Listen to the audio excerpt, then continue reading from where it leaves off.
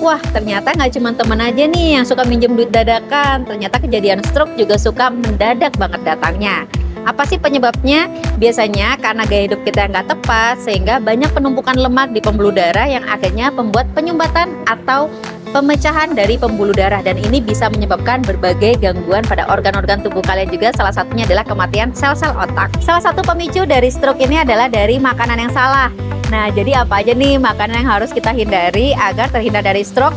Pertama, kurangi mengonsumsi makanan-makanan yang tinggi lemak jenuh. Yang kedua, yaitu kurang-kurangi nih makan makanan yang berdasar dari lemak trans. Lemak trans ini biasanya tidak bisa diolah oleh tubuh kita dengan baik sehingga akan memicu berbagai kondisi penyakit. Yang ketiga adalah pastikan agar memilih makanan-makanan yang kadar kolesterolnya rendah, kurang dari 300 mg per harinya. Dan yang terakhir, pastikan untuk mengurangi berbagai makanan dan minuman yang tinggi dengan pemanis. Jangan lupa untuk melakukan rutin olahraga, dan kalau kalian merasakan ada gejala-gejala yang kurang nyaman atau tidak sehat dalam tubuh kalian, jangan lupa untuk konsultasi kepada dokter.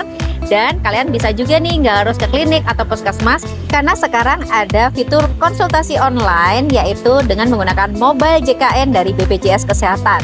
Pastikan juga kalian memiliki kepesertaan BPJS yang aktif, dan jangan lupa untuk mendownload aplikasi mobile JKN.